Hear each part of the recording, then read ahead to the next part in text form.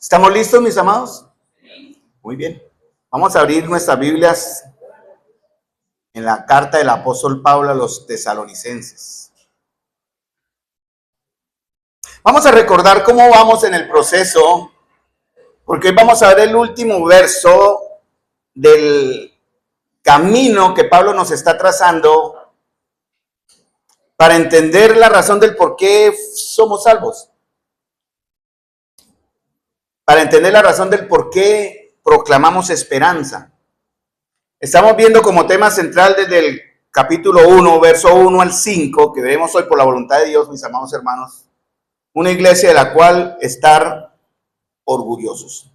Y el llamado de Pablo y el llamado del Señor que está tras la inspiración de Pablo es motivarnos a prepararnos como una iglesia o de la cual el Señor se gloríe. Es la palabra que él usa Pablo en el capítulo 1, verso 4, que es la misma palabra que usamos como orgullo, pero es el orgullo santo, es el orgullo que se enfoca en el Señor.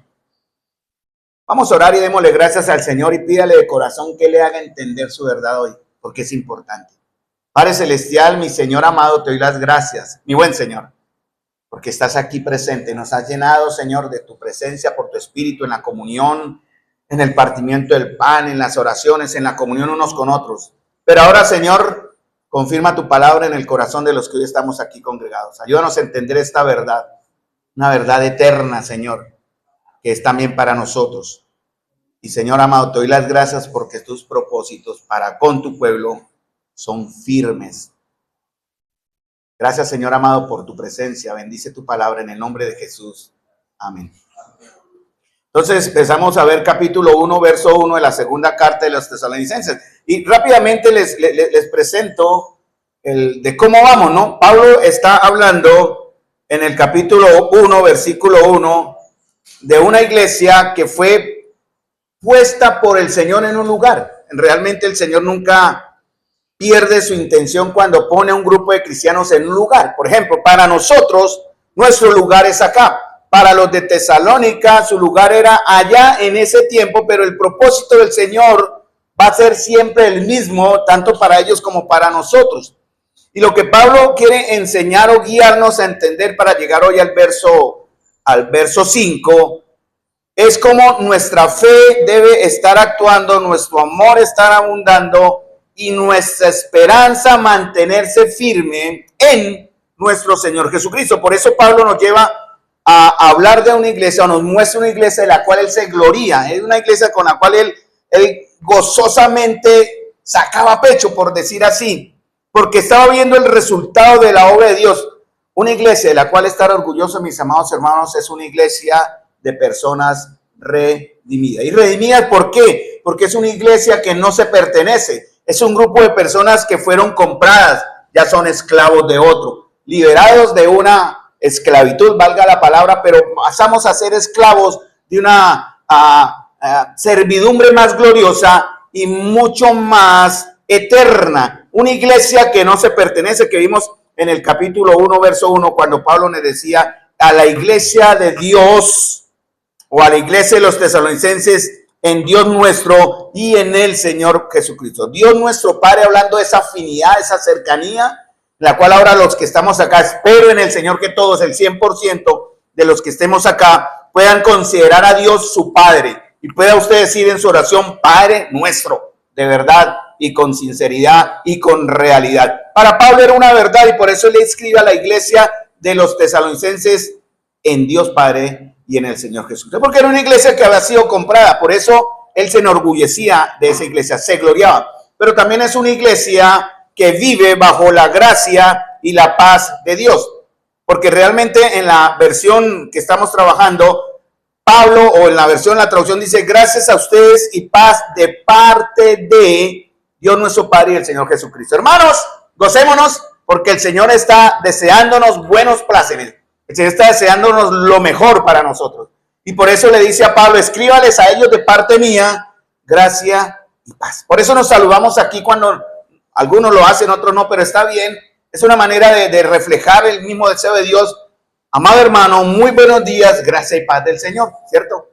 Entonces, Pablo decía, primeramente es una iglesia de personas redimidas, de salvos. Realmente nuestra asamblea debe caracterizarse por ser una iglesia santa y una iglesia que entiende lo que significa ser salvo, que nuestros pecados han sido perdonados y por lo tanto tenemos la bendición de Dios. Pero también es una iglesia compuesta de personas donde la fe aumenta. En el verso 3 él dice, debemos siempre, como es justo, dar gracias a Dios. O sea, tengo que hacerlo, es mi obligación, es una carga que tengo, verso 3, de dar gracias a Dios por vosotros, hermanos, porque es lo justo, por cuanto vuestra fe va creciendo. Una iglesia a la cual Dios se gloria, no solamente una asamblea de personas salvas, sino también una iglesia donde se ve que la fe está aumentando. ¿Y cómo se aumenta esa fe? Bueno, la fe tiene que primero obrar.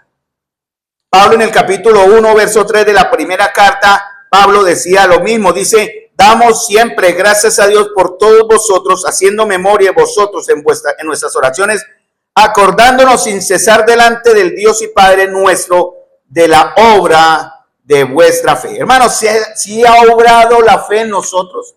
Desde el momento en que en una oración muy sincera, cada uno de ustedes o en su relación y comunión personal decidieron, creo en ti, Señor. He decidido creer en ti, Señor. Acepto el perdón que me traes por medio de Jesucristo. Recibo la gracia que me das para entender que ahora, por esa misericordia, puedo obtener la salvación y el perdón de mis pecados. Hay una fe que tiene que estar obrando. Y es por eso que la primera relación es iglesia de salvos. Por eso en la iglesia no se tolera el pecado ni se normaliza el pecado, mis amados hermanos. Y si alguno de ustedes ve a otro andar en pecado, no quede callado. Tenemos que estarnos cuidando y eso lo hablamos precisamente ayer en la reunión de caballeros también en los temas que estuvimos hablando. Una fe que está obrando. Por eso Pablo dice en el verso 1, teniendo presente sin cesar delante de nuestro Dios y Padre su obra de fe. Una fe que está obrando. Pero también Pablo habla de una fe que necesita completarse. En el capítulo 1, verso 3, primera carta, capítulo 3, verso 10, ahora sí lo dije correctamente, Pablo habla de una fe que necesita ser completada, hermanos. Se nos ha entregado la fe que nos ha salvado, pero nuestra fe necesita crecer en testimonio y en doctrina. Por eso seguimos insistiendo pacientemente hasta que el Señor me diga, basta ya, Carlos, o basta ya el que haga la exhortación y la amonestación. Hermanos, a estarnos reuniendo, congregándonos cada vez que podamos, con buena intención, con intencionalidad, con deseo y con propósito, porque esta es la única manera en que nuestra fe se va a completar. Pablo decía, según oramos intensamente, esa era la oración de Pablo, es una oración mía, aunque yo no soy como Pablo de orar noche y día. Pero mis amados hermanos, sí oro por cada uno de nosotros, cada uno de ustedes, para que vuestra fe sea completa, para completar lo que falta a su fe. Por eso nos reunimos los jueves, para aprender de la palabra y completar lo que hace falta a su fe. Por eso nos reunimos los sábados, para aprender del Señor y completar lo que hace falta a la fe. Por eso nos reunimos hoy con el mismo propósito. Completar lo que falta a su fe. Y el resultado final, que es ya la segunda carta en el verso 3 del capítulo 1, Pablo da gracias a Dios porque sus oraciones fueron contestadas, mis amados hermanos. ¡Qué hermoso! Él dice, en el texto, dice, siempre tenemos que dar gracias a Dios por ustedes, hermanos, como es justo, porque su fe aumenta grandemente. Entonces, hermanos, sí podemos decir, hay una fe que empezó a orar cuando fuimos salvos por el Señor, cuando reconocimos su misericordia en una oración. No crea que porque usted alzó la mano en una reunión de culto evangelístico es salvo. Eso no, ojo con ese engaño, hermanos. No crean que porque usted ha venido asistiendo acá periódicamente por cierta cantidad de tiempo, 1 año, 2 años, ya tengo derecho a la salvación del Señor. Tampoco es así, mis hermanos. En un momento determinado usted tiene que hacer su decisión personal. Decidirse creer y a la vez esa fe que va a llegar a usted porque por gracia sois salvos por medio de la fe, esto no de vosotros, pues es don de Dios y el Señor nos da la fe que salva, pero también esa fe va a necesitar completarse, perfeccionarse, madurar. Esa es la norma divina, hermano.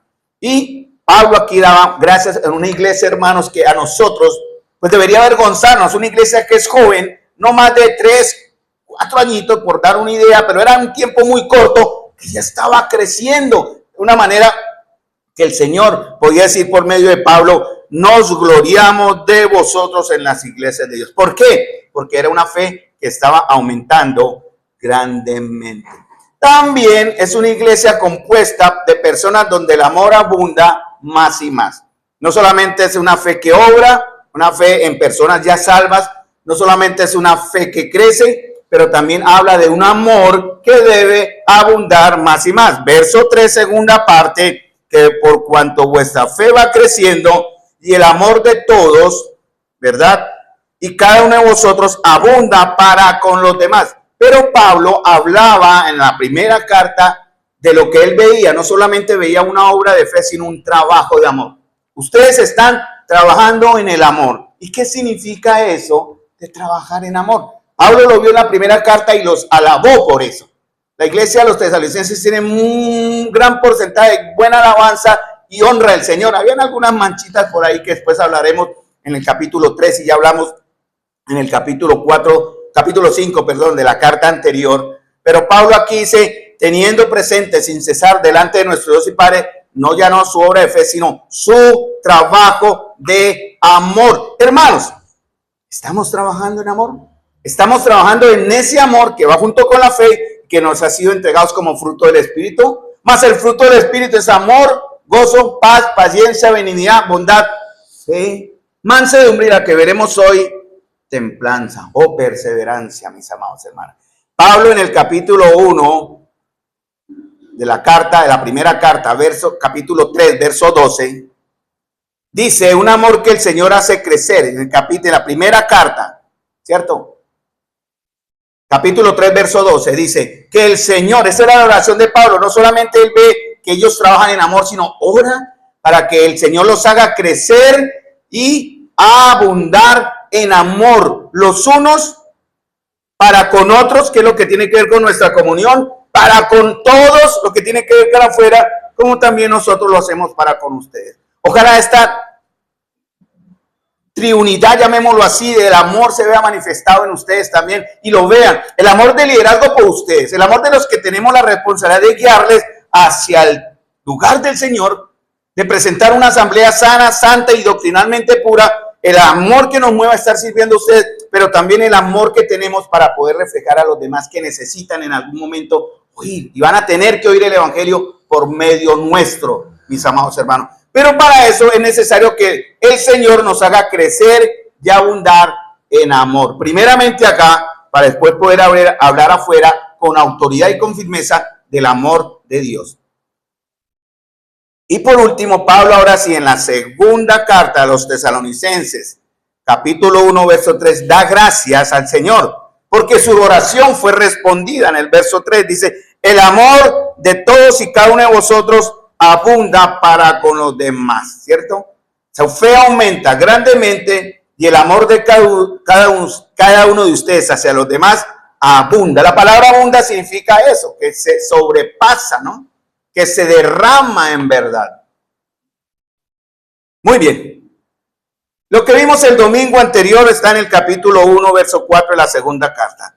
Tanto que nosotros mismos nos gloriamos, ahí donde Pablo usa su palabra bonita de enorgullecernos. Por eso yo titulé la serie Una iglesia en la cual enorgullecernos, una en la cual debemos trabajar, que nos dé gusto hablar del lugar donde me congrego. No como que cantemos, a veces podemos desafinar en algún himno, podemos enredarnos en algunas cositas. Eso no tiene nada que ver, mis amados hermanos. En su totalidad y generalidad, hermanos, somos una asamblea de la cual nosotros podemos dar testimonio e invitar sin miedo a todo el que podamos. Vamos a la iglesia. Yo me alegré con los que me decían, dice Salmo, a la casa de Jehová iremos. Inviten, fuercen a entrar, traigan. ¿Para qué? Para que escuchen al Señor, no, para que escuchen palabra, para que oigan a un hermano hablar de una palabra, no, para que oigan la verdad del Señor y puedan sentir y ver el amor que abunda en nosotros y que podemos reflejar en sus propias vidas. Pero en el capítulo 1, verso 4, se habla de una iglesia que enorgullece a Dios, una iglesia que es paciente y con fe en persecuciones y tribulaciones que soportan. Eso fue donde quedamos el domingo anterior. Una perseverancia que se evidencia en la paciencia ante las pruebas. La palabra paciencia y fe que figura en el capítulo 1, versículo 4. en Santiago. Vamos a Santiago capítulo 1, versículo 2 al 4. Santiago 1.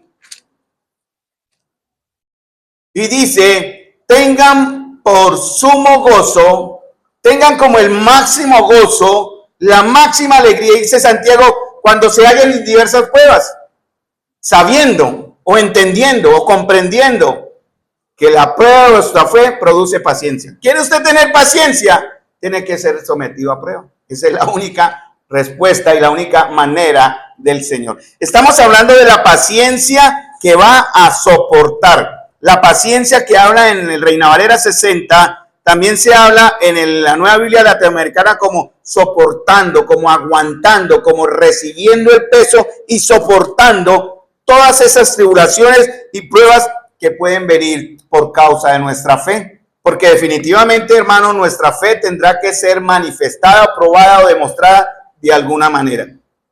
Por eso Pablo se enorgullecía en esta iglesia. Una iglesia de la cual se enorgullecía, se gloriaba, porque el Señor está ahí, es que tenía paciencia ante las pruebas. Muchos vienen la primera prueba y abandonan. Estamos viendo eso en Marcos capítulo 4, versículos 16 y 17. Les invito, hermanos, el jueves. Hermanos amados, seguimos con anhelo esperando ver esa puerta llenándose todos que vendrán a escuchar. Estamos hablando de Marcos capítulo 4, 16, 17. Aquella palabra que fue sembrada en un terreno de pedregales. Pero cuando viene la persecución o la prueba, abandonan, se secan, mueren. Hermanos, tal vez algunos de ustedes sean de esa clase o tienen esa clase de corazón. Y no queremos eso, hermanos. Nosotros queremos que su corazón sea el que habla el verso 20 de Marcos 4. La buena tierra donde al caer la semilla va a generar un fruto. Así sea poquito, al 30, al 60 o al 100. El Señor lo que anhela es su fruto. Amado hermano.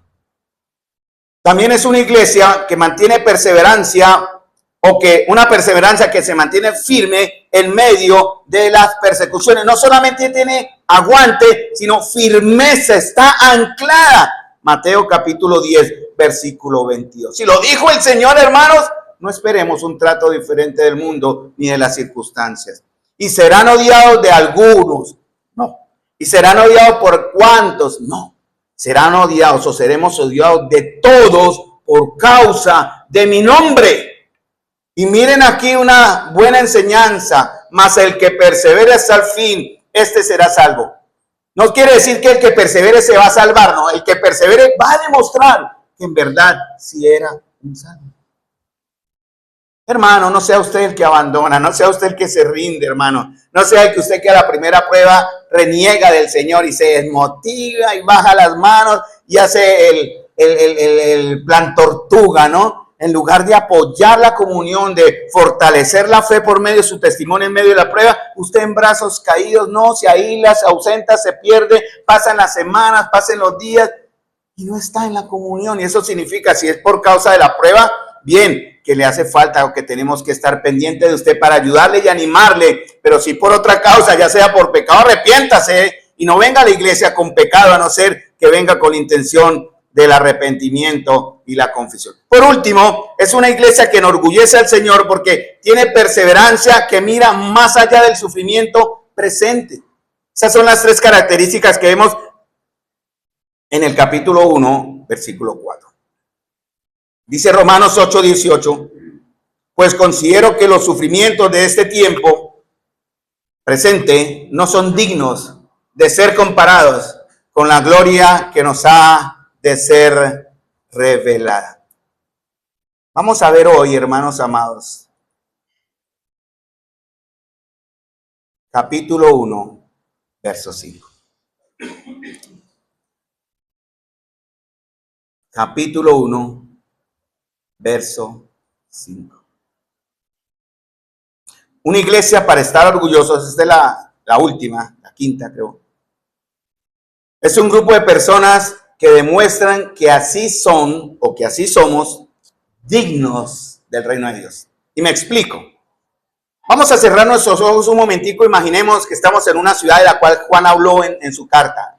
Capítulo 2, la iglesia a la ciudad de Esmirna, Asia Menor.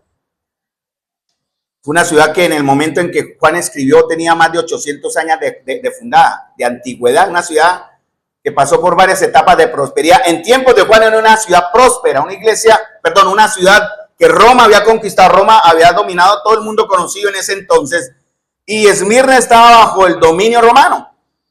Pero vamos a imaginar, hermanos, que estamos en mes de febrero, iniciando el año, después de la natividad del Señor, el mes de febrero, pegadito a diciembre, ¿no? Año 156 después de Cristo. La ciudad se llama Esmirna, para que imaginemos la historia. Y esto es una historia real, quiero recordarles, ¿no? Quiero recordarles que eso pasó en verdad. Es la misma ciudad Esmirna de la que Juan habló en su revelación Apocalipsis y que estaba ya bajo el dominio del Imperio Romano. En ese tiempo los creyentes vivían en una estable inseguridad. Ellos seguían siendo considerados una religión ilegal y podían ser perseguidos localmente. Aquí es donde va la historia. Cuando las autoridades así lo consideraban o las multitudes lo denunciaban. Digamos que en Colombia no se persigue el evangelio, pero localmente en Bucaramanga sí, y el gobierno no hacía nada, era aceptado. Si el gobierno local decidía perseguir cristianos, lo hacía y no había problemas.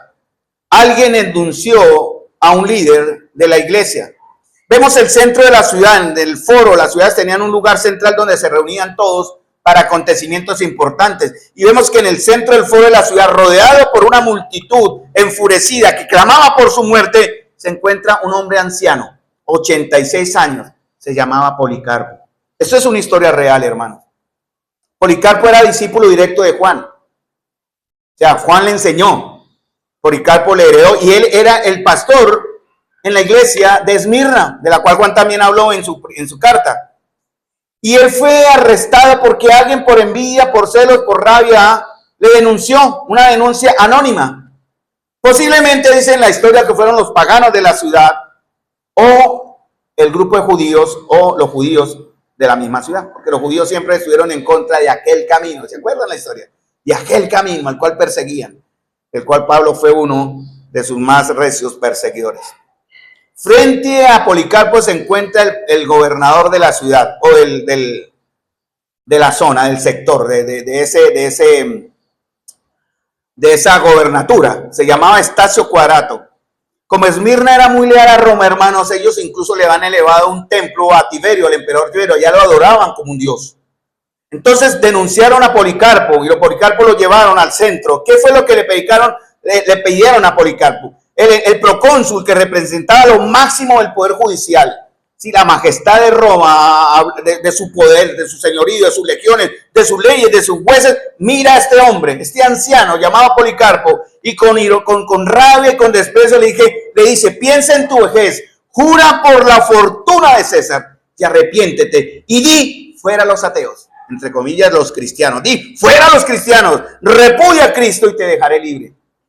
Cualquiera hubiera mirado esa escena y humanamente hubiera dicho, ay, pobre hombre, hasta aquí le llegó, ¿cierto? Está siendo ejecutado en juicio, qué injusticia, pero hasta aquí le llegó. Roma está ganando, el cristianismo está siendo aplastado y el Dios de este anciano lo ha abandonado en su hora más oscura. El sufrimiento de Policarpo parecía la prueba de su derrota. Pero Policarpo, con los ojos no en el procónsul, sino en el cielo, le responde lo siguiente. Esta frase es muy conocida y muy famosa. Una frase que dejó callados a todos los que deseaban su muerte. Y ojalá alguna vez, si alguna vez nos toca algo parecido, podamos decir lo mismo, amados. Durante 86 años le he servido y ningún mal me ha hecho. ¿Cómo podría blasfemar contra mi Rey y Salvador?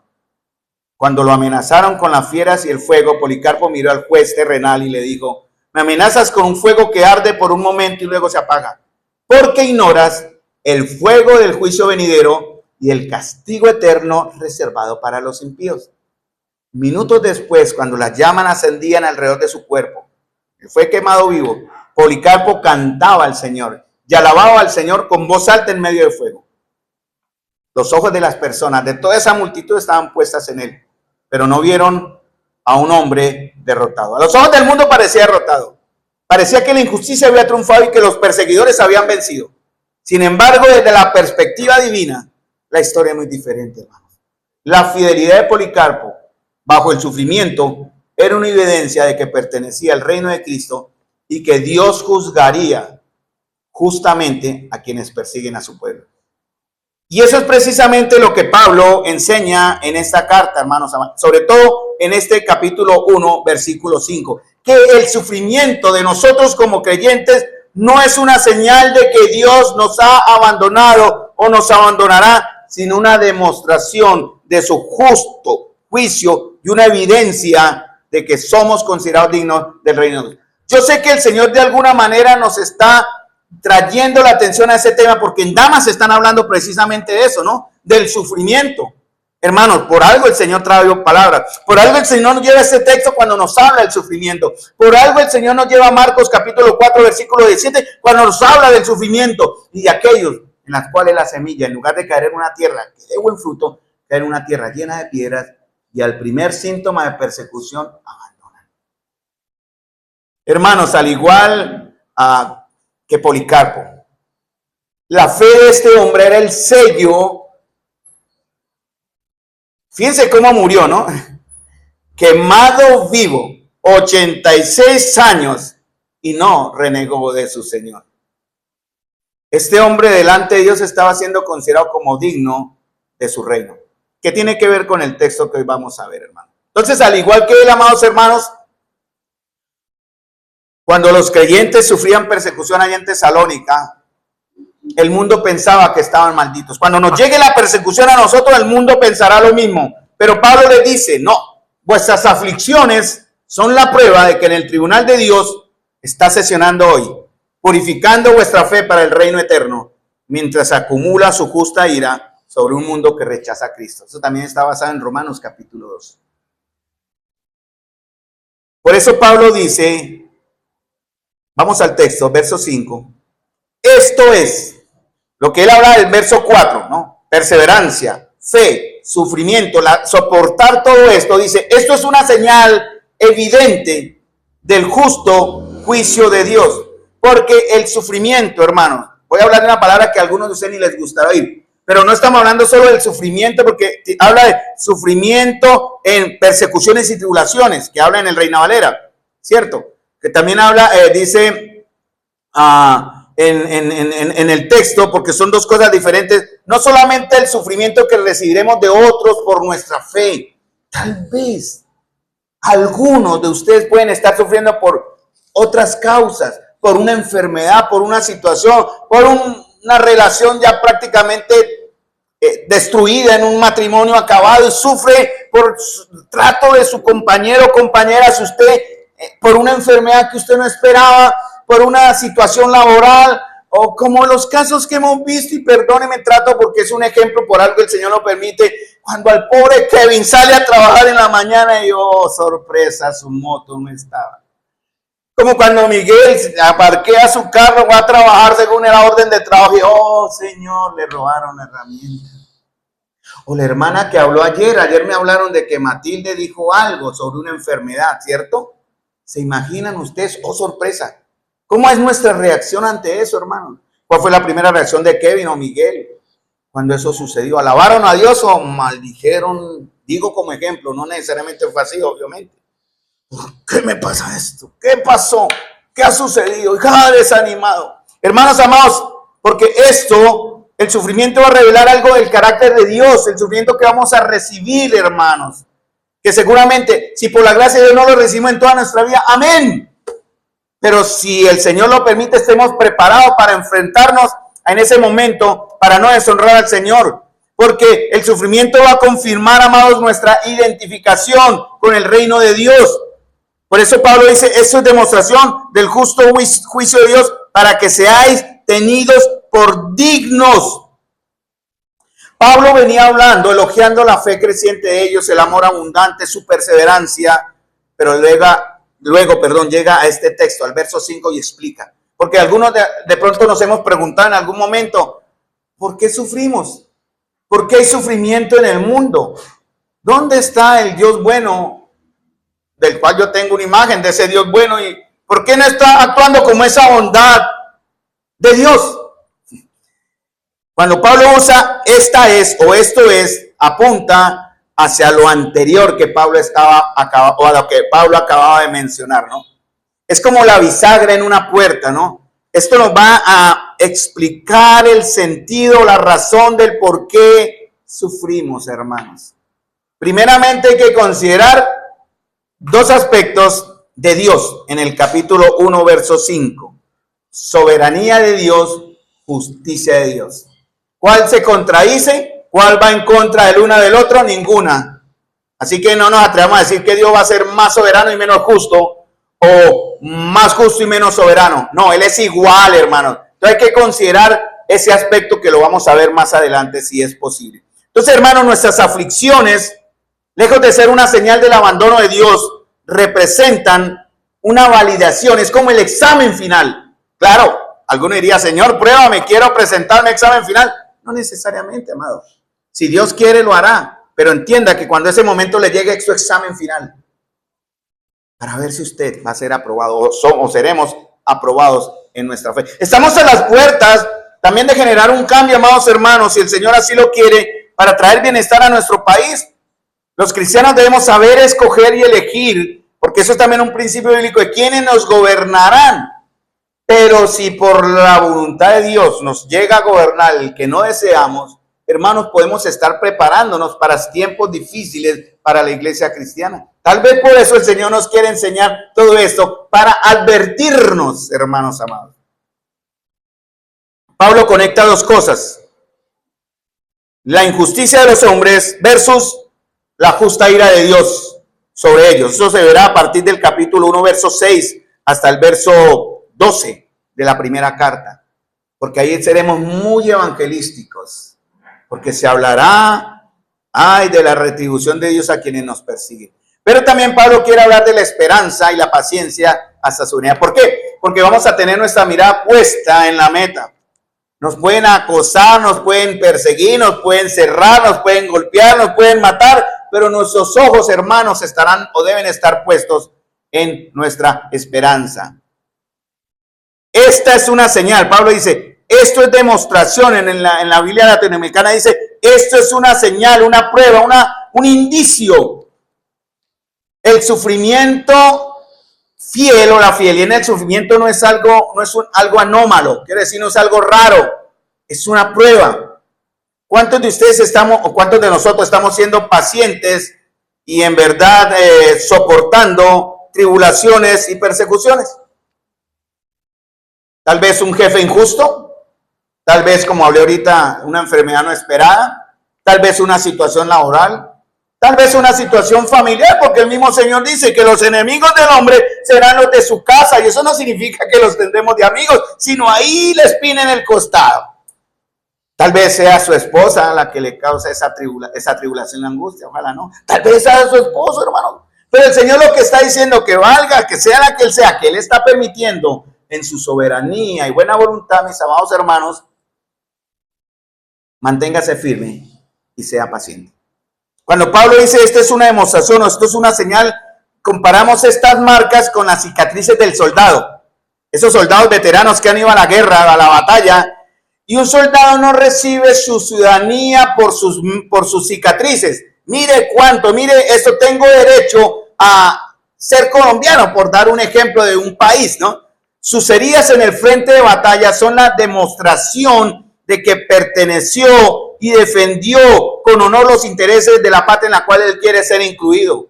Asimismo, es el mismo ejemplo. Cuando vayamos, cuando el Señor lo mande, lo considere y que tengamos que sufrir, hermanos, van a ser la prueba de que en verdad defendimos con honor, con gloria, con paciencia, con fortaleza, hermanos amados, nuestra entrada al reino de los cielos. Porque dice, para que seáis tenidos por dignos del reino de Dios, por el cual asimismo padecéis.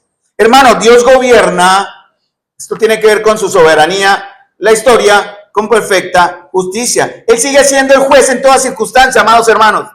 No importa si usted vivía en tiempos de Roma, cuando Pablo escribió a Tesalónica. No importa si usted vivió en la Edad Media, pre-reforma, por-reforma. No importa si usted vive aquí en Colombia, en nuestros tiempos, en la América moderna, en cualquier cultura futura, hermanos. Dios continúa gobernando el mundo con justicia perfecta. Y entendamos esto. El sufrimiento del creyente, mis amados hermanos, no contradice la justicia de Dios. No va en contra de ese carácter justo del Señor. Y el sufrimiento es una prueba del justo juicio de Dios. O sea, cuando Dios nos permite sufrir, Él está siendo justo. No se atreva, ni nos atrevamos, hermanos, a levantar nuestra voz como de recriminación. ¿Por qué me haces pasar por esto? No eres justo, Señor. No nos atrevamos, hermanos. Y la manera en que nosotros soportemos o aguantemos la paciencia, la palabra soportar tiene que ver con llevar un peso encima y aguantar a ver hasta donde no cae. Eso es soportar, ¿no? Esa es la demostración de que Dios está obrando en nosotros. Esa es una prueba, hermanos. Eso se llama perseverancia. Estas pruebas no nos hacen entrar al reino de los cielos, no es por obras, sino que ellas van a demostrar que nuestra fe qué tan profunda es, qué tan arraigada. Hablamos el jueves de raíces. Qué tristeza, hermanos, en la vida de muchos creyentes, incluso aquí puedo decir, como lo he visto también en mi vida en el pasado, lo vi por testimonio, de una vida superficial, cómoda, sin ninguna clase de pruebas o situaciones que me lleven a enfrentar mi fe o a probar mi fe. No nos queremos comprometer por miedo al rechazo, no nos queremos incluir por miedo al compromiso, por decir eso, hermano, por dar la idea.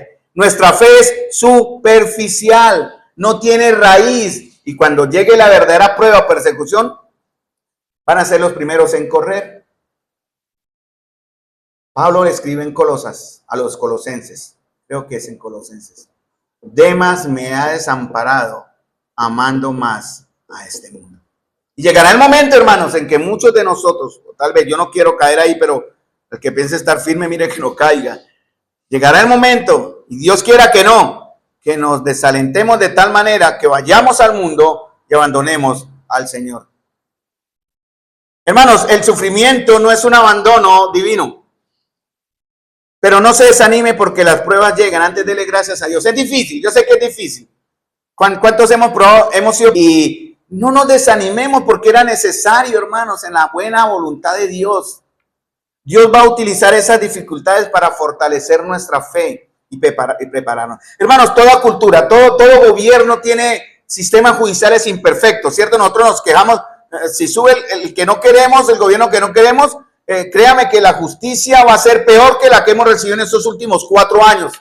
Y estoy hablando con verdades bíblicas, hermanos. Toda cultura posee sistemas judiciales imperfectos.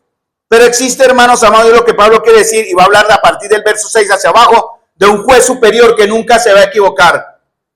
Y esa esperanza se ofrece a todos aquellos los creyentes que en cualquier época, en cualquier tiempo, en cualquier cultura, en cualquier continente, van a vivir bajo gobiernos injustos, persecución religiosa, corrupción o abuso del poder. Vemos noticias en África, cuántos cristianos mueren en África, ¿cierto? Y conocemos las noticias. Pero ¿qué tiene que ver con nosotros? No estamos viendo. Vemos que incluso, por ejemplo, en países muy modernos, Canadá prohíbe hablar el evangelio. Usted enseña, reparte literatura en la calle y lo cogen preso. Gran Bretaña persigue a quien evangeliza, por decir así, porque culturalmente no quieren ofender a otras fes, como la musulmana o el islam. Hay persecución, hermanos. Pero, hermanos, también quiero recordarles, como hablamos en Marcos capítulo 4, que la persecución o aflicción va a destruir la fe falsa. Ahí donde se va a ver si su fe es de verdad real. Ahí donde se va a ver si lo que canta aquí es real. Si en verdad usted está mirando a la ciudad de Dios. O si en verdad usted puede confirmar que usted tiene una fe que lo llevará al reino de Dios. Porque muchos tienen fe falsa, créanme. La iglesia cristiana está llena de fe falsa. Estoy hablando de fe personales, de personas que tiene una fe falsa. Por eso el Señor incluye 2 aspectos de su soberanía que están en el verso 5. Perdonen, ya la usé la palabra, su soberanía y su justicia. Dios está detrás de cada aflicción para demostrar, ¿no?, su justo juicio. Que Él es correcto, que Él tiene un propósito bueno. Hermanos, en estos momentos muchos de nosotros estamos siendo probados por Dios mismo. Dios está así confirmando y probando si nuestra fe es genuina, por medio de persecución, tribulación o sufrimiento. Solo puedo hablar de mi experiencia personal, que gracias a Dios no ha sido tan dramática, a excepción de lo que mencioné de mi suegra. Pero muchos de ustedes me pueden enseñar a mí lo que es sufrir. algún sufrimiento. Edgar, cuando le pasó su situación, de pronto lo tomo el ejemplo, a Edgar tuvo una situación médica. Imaginen el temor de Edgar, el susto de Edgar, cuando lo que vino le afectó y su cuerpo está afectado. Por la gracia de Dios se está recuperando, ¿cierto? Amén. Y sigue en proceso. Ejemplos que se me ven ahorita. Piensen lo que cómo se confrontarían cuando llegue ese momento. La hermana Maltiti ayer habló de cáncer, ¿cierto? ¿Qué probabilidades hay de que viva o muera? No lo sabemos, pero una cosa que me dijo mi esposa es que la vio tan tranquila. Eso es prueba también, hermanos. El sufrimiento nuestro nunca será inútil, hermano. Por eso siempre nos preguntamos por qué existe la injusticia, por qué sufren los justos. Y Pablo dice que el sufrimiento forma parte de los creyentes del plan soberano de Dios. No es evidencia de abandono. Por el contrario, Dios lo utiliza para producir un fruto, perseverancia, madurez, dependencia, esperanza. Entonces esta verdad que acabo de mencionar es igual en todo tiempo. Es igual para ellos en Tesalónicos, es igual para nosotros ahora, hermanos amados. Aquellos que sufren en países modernos, ya mencioné ejemplos, donde se prohíbe el evangelio. Aquellos que están en prisión por causa de regímenes totalitarios. Yo me leí 2 veces el libro de Richard Wurmbrand, Torturado por Cristo. 27 años duró en prisiones por causa del evangelio en un régimen ateo como el rumano, que era de influencia soviética. 27 años preso por Cristo. Y su fe salió después de esos 27 años. Lo soltaron por él tuvo dos etapas.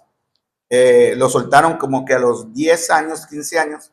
Lo primero que hizo fue ir a predicar el evangelio.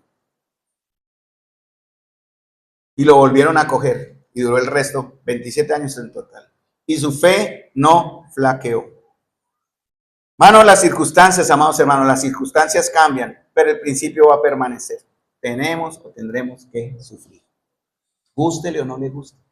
Pero cuando eso llegue, ojalá usted sea o demuestre con esa perseverancia, con esa firmeza, que es digno del reino de Dios. Que usted se lo ganó, entre comillas la palabra ganar, que usted es merecedor de ese reino.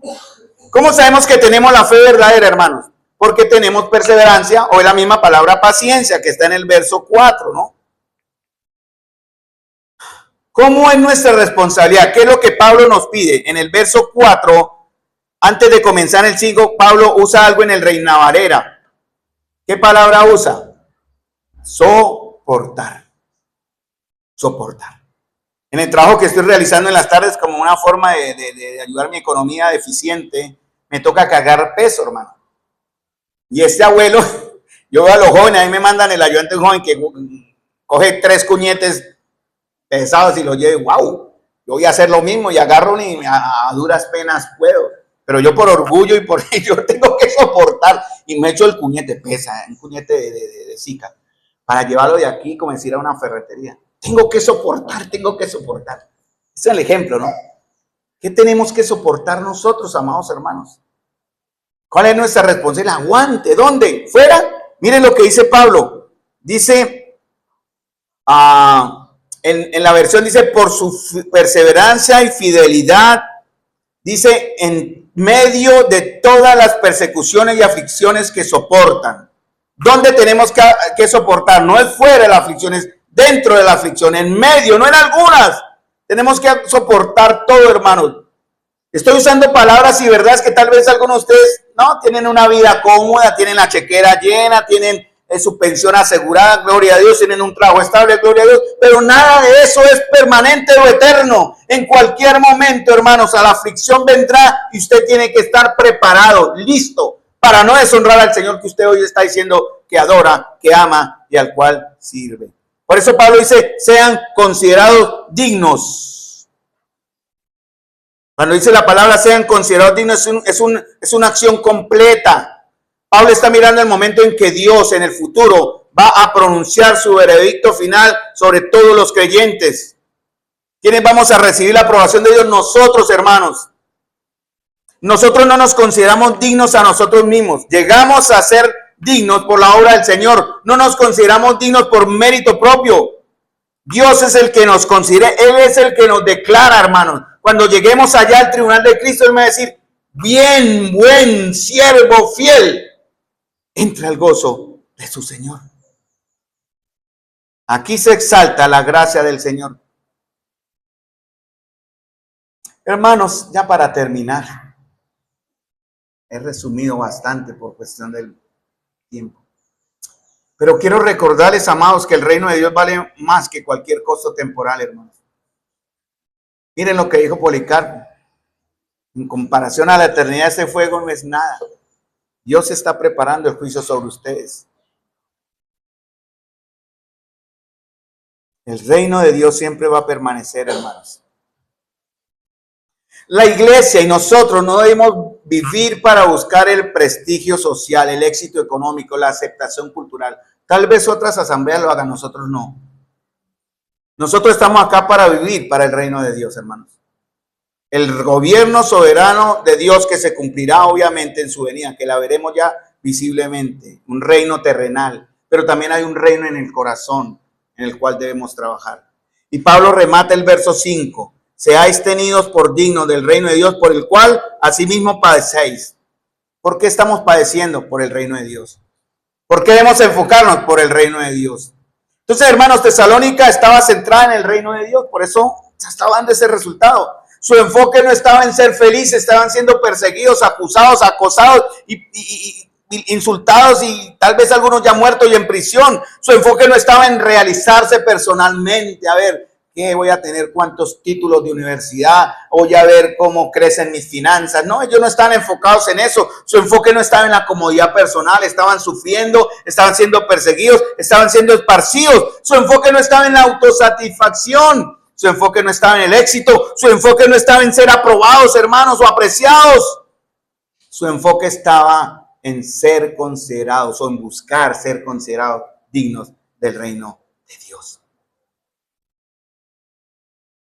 Entonces, hermanos, la verdadera iglesia, principio bíblico, siempre ha sufrido oposición. La forma cambia, pero el principio va a seguir igual. Dios siempre ha sostenido a su pueblo en medio de la aflicción. Punto 2.